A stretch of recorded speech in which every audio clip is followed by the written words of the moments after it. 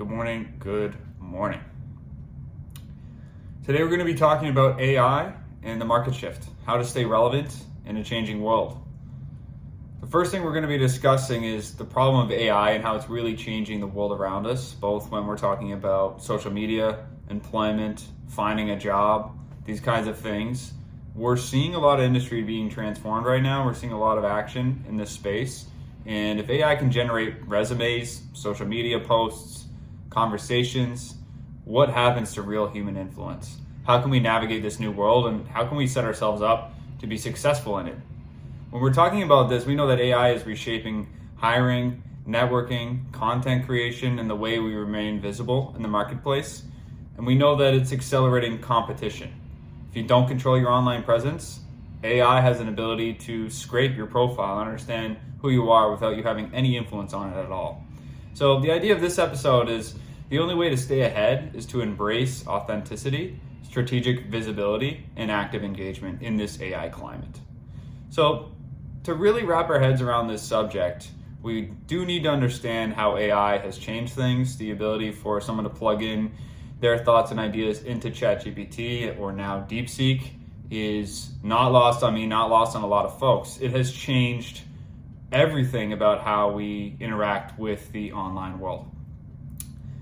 When we're looking at how AI is really impacting, say, job hunts, getting hired, influence in that marketplace, companies and individuals are now using AI to automate applications, resumes, cover letters, even networking. They're plugging into ChatGPT and having it pump out answers. And then they're combining it with different tools that allow for sequencing, that allow for mass applications. On the employer side, companies can automate all of this. They can scan your application, your resume, your job search, and they can also identify your digital footprint without you even knowing. So that's important to think about. The challenge for us is, if everyone is using AI, how do we stand out? How can you be involved in this world without contributing to the dross or the overall quantity of AI generated content? So that's what we're going to be talking about today. And I think that what we can focus on is using AI as a tool, as an advantage for us, but not as the data center, not as the brain of the operation. And where it can excel is in efficiency, is in automation, is in data-driven insights. Where it falls short, and this is what we're going to be focusing on, is in originality, human connection, and depth. And so these are the big differences. When we look at the marketplace, AI can do a lot. It can really manifest whatever you're looking at to manifest.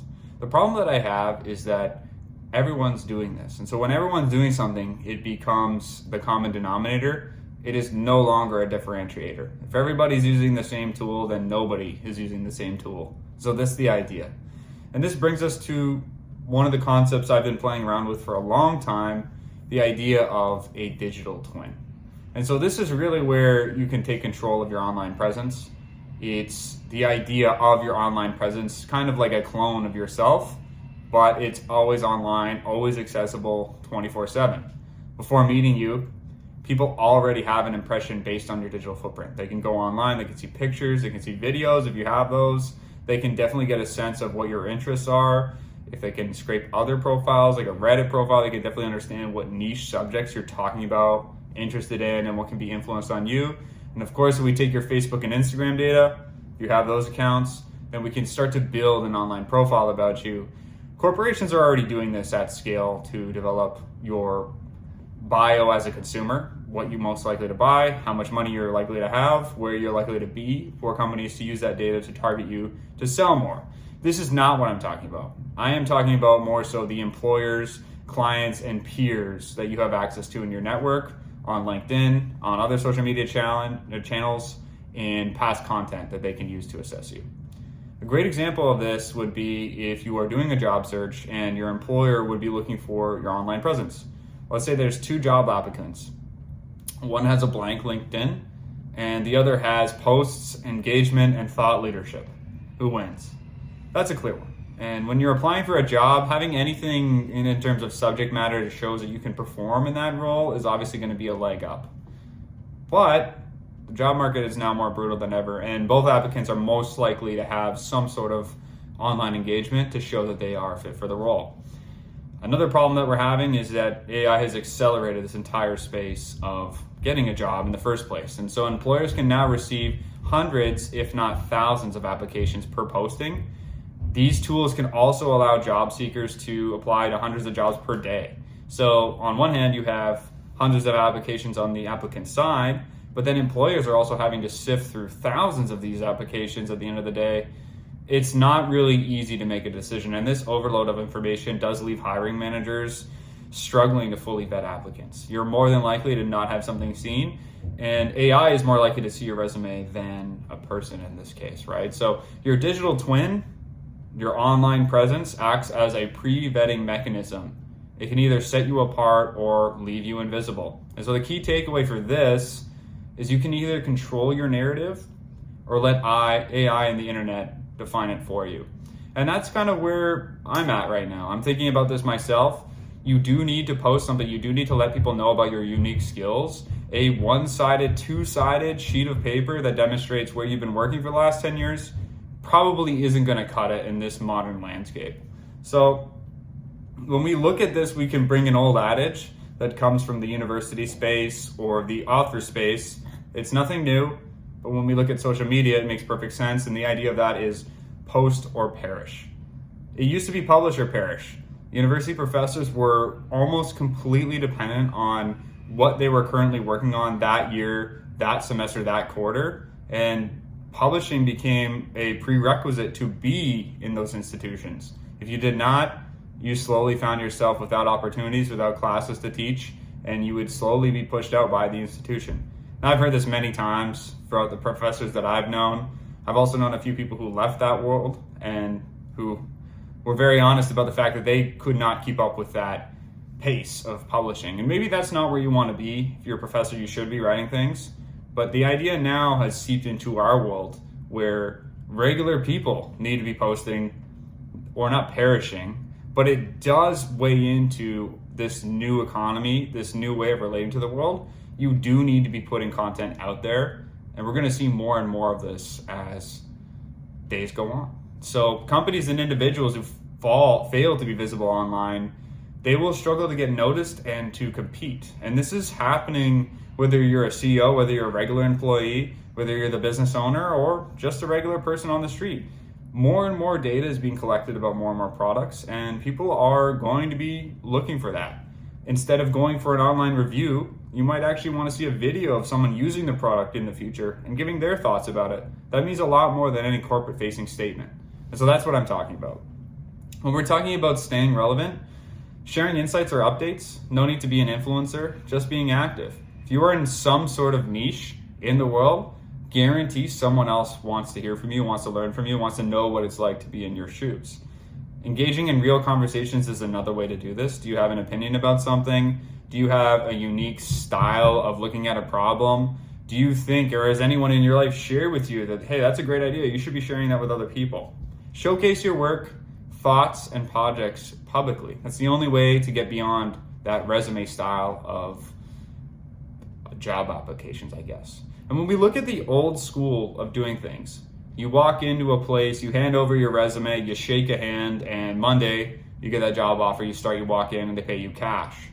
It's a little different now. And one of the things we can think about is that there are also so many new niche jobs coming out there where your opinion, your subject matter expertise can be so valuable.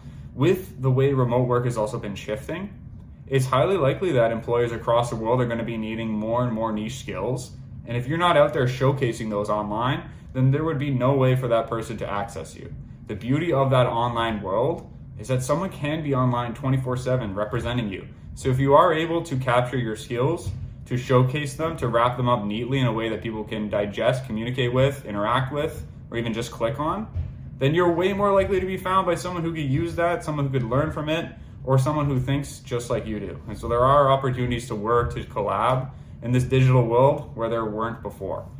So when you're showcasing your unique talents, you're taking control of this world that is now being flooded with AI content. And where people who were not creative before can now punch in a few details into a computer and pretended they wrote something themselves, it's highly important to cut through the noise and be valuable and showcase your talents. And what I mean by that is we're going to see a lot of AI in new ways too. I'm pretty sure that these models will be able to come up with video content very soon. It will be able to come up with any kind of content that humans can come up with.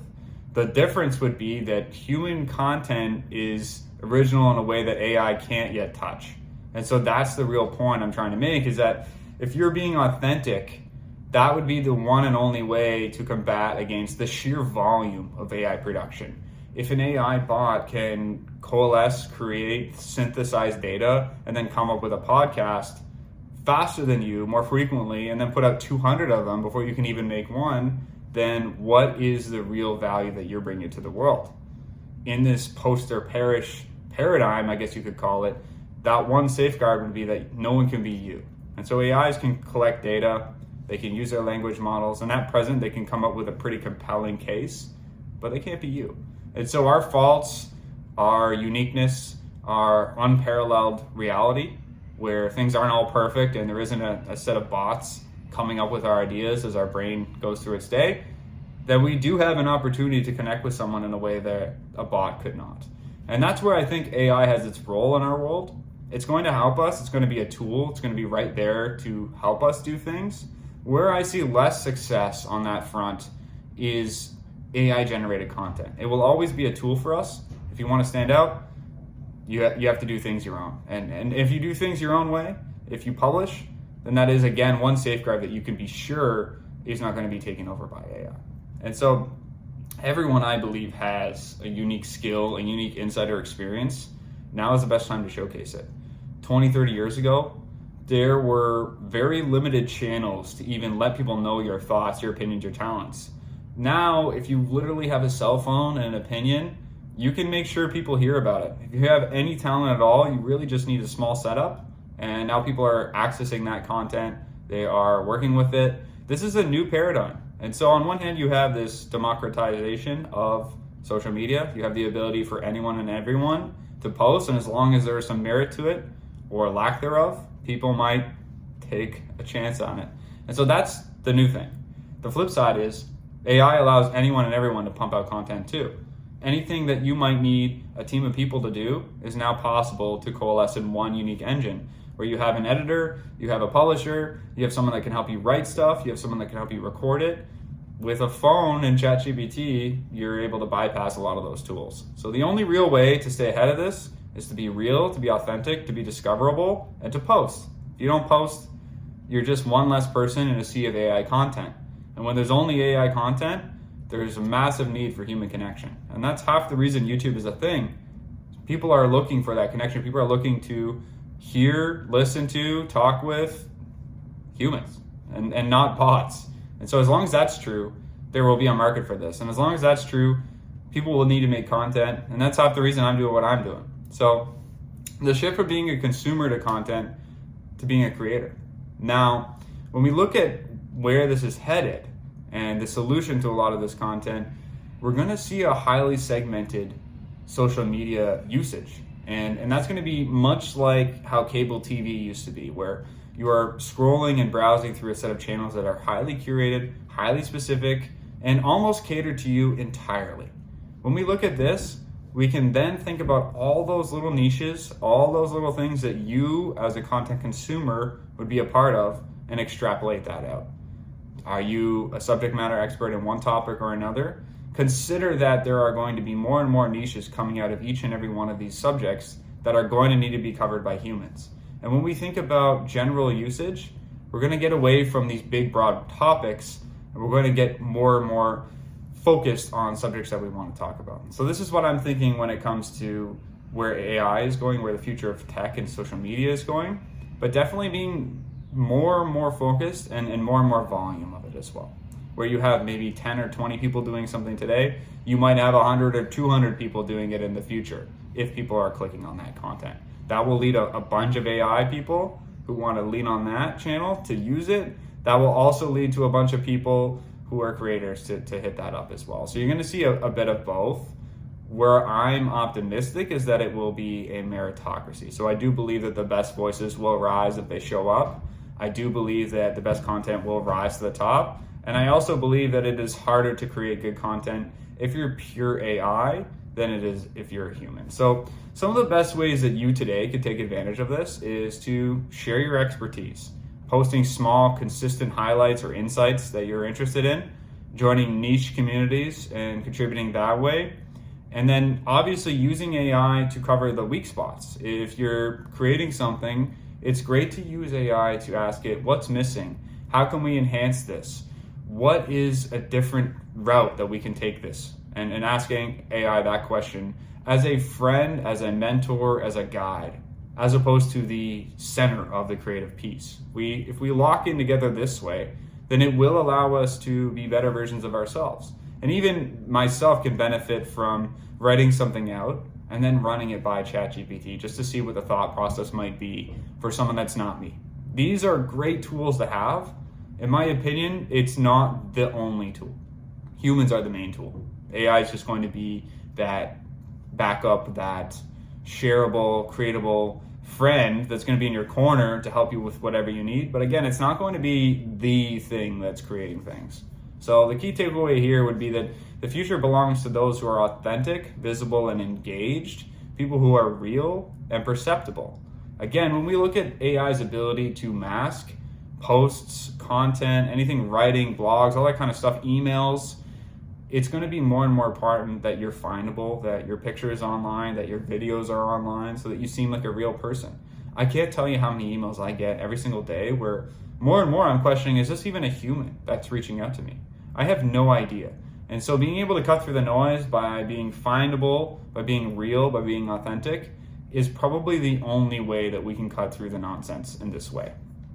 So again, when we're looking at how AI is automating influence and the market is shifting rapidly, we can see that there is a real change. We can see that regular folks now are in a sea of applications, in a sea of competition where there wasn't before. I like to think that I'm someone who can craft a really creative email or a really nice call. I love to pick up the phone and call people.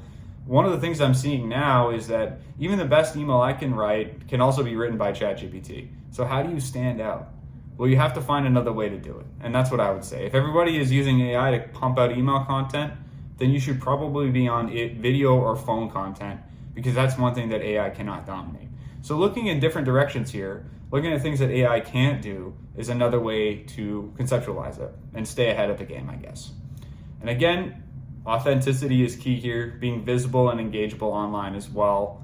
You gotta be findable. And so right now, I would consider yourself to just go do a search and see what you can find online blindly about yourself, and consider that other people have that ability too, and then take that into your own hands. What should people be saying about me instead of what is the online world saying? What would I like people to know about what's in my head, what's in my thoughts, as opposed to what's already out there online? And consider anything that you post can be read by anybody. And this sounds a little bit like your dad giving you social media advice. That's not what I'm trying to say here. What I'm trying to say here is that whether or not you like it, more and more folks are going to be coming online. It is quite possible that regular layman jobs are going to be posting content every day for people to engage with, and that's just going to be a normal thing. And so how you can contribute to this is by getting online sooner rather than later. Those that are going to be publishing more and more and more are going to be having more and more opportunities. Those that are not willing to adopt to this channel might be stuck in situations where they would be better off just putting something out there. And so if you're thinking about this and how you can be taking control of your online future or your digital twin, this is one thing I'd like everyone to think about. Start sharing, start engaging, and start taking ownership of your presence in the digital age. Otherwise, AI and capitalism will sort it out for you. So this is something that I like to pass on. When we're talking about a digital twin, when we're talking about AI and how it shapes the future, definitely it is in our hands. And so anybody listening to this, I'd encourage you to think about what skills you would like any employer, any peer, any family member to know about you. And when we think about leaving a legacy, this stuff isn't going anywhere. If I post on YouTube, it's going to be there probably in 10 years. And so what can we leave as a legacy as well in this AI world? If there are content creators that don't even exist and aren't real and are just a bunch of synapses in a computer brain creating a person, then it should be really easy to connect with people because you're actually a human. And so what AI can't do is put itself in your shoes. And your unique experience, your unique story is going to be something worth sharing and something worth taking control of. Again, before an AI bot can take control of it for you. So this is my thoughts. Again, start sharing, start engaging, and taking ownership of your presence in the digital age. Thanks again for listening. Take care.